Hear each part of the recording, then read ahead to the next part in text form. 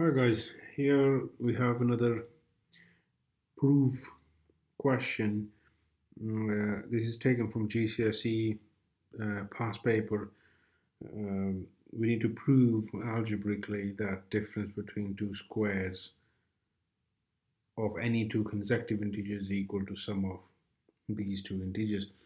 So first thing we need to do is read the question thoroughly and try to understand, highlight the key information. For example, difference.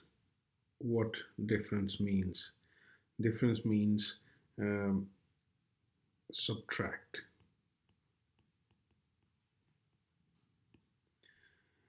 Okay. The next information is squares. So I'm going to square um, the numbers, whatever my number is. For example, if it is 5, then we're going to square it. uh, two consecutive. Now, what consecutive means is um, next to each other.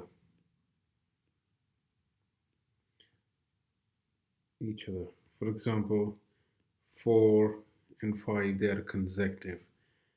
9 and 10 they are consecutive integers because they're next to each other. Whereas 13 and 17 they are not they are not consecutive because they're not next to each other. That's what it means. Mm, Then another thing we need to look at is equal to sum. Sum, it is addition um, of these two integers. So this question has two parts. So let's start with, because they said two integers, so we need to select our two integers because we're going to use algebra into it. So my proof starts by selecting two integers. So I can select, you can use any letter for that. I'm going to use n as my first integer, and I'm going to use the next, which is n plus 1, the next integer. So I can say let my two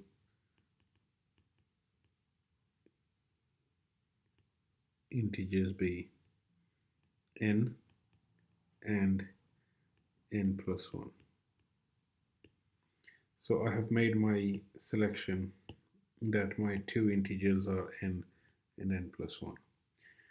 So what I'm going to do is, the first thing I'm going to do is difference between the squares. The squares is important, so that I'm going to address the square issue. So I'm going to square them and I'm going to do the difference.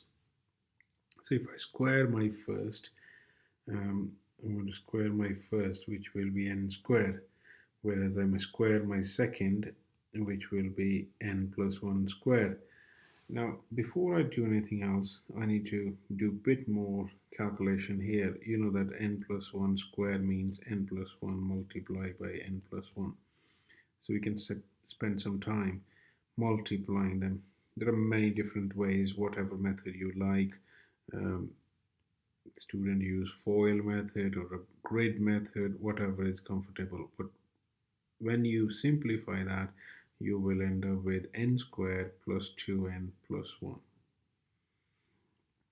Now, because I had two integers and I have squared them, this is my first square, this is my second square, and the question said difference here, so I'm going to do the difference. So my difference will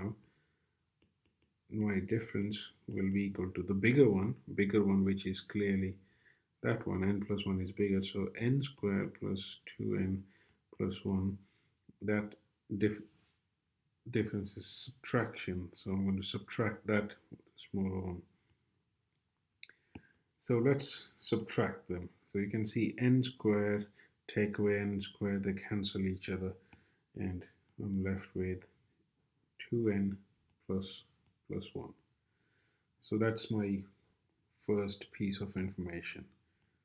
So that's my half the question is done.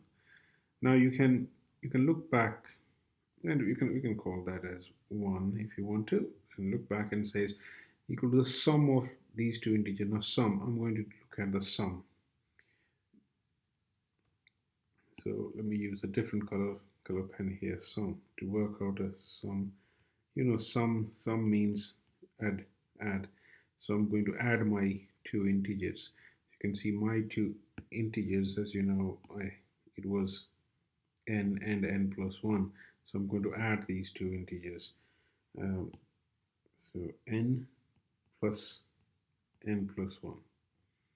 And you have done collecting like terms. You can add n and n, which will give you 2n plus 1.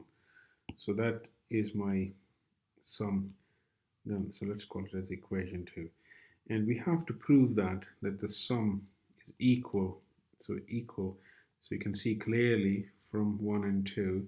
So you can say now, or conclude now, from equation 1 and 2, we can say 2n plus 1 is equal to 2n plus 1, and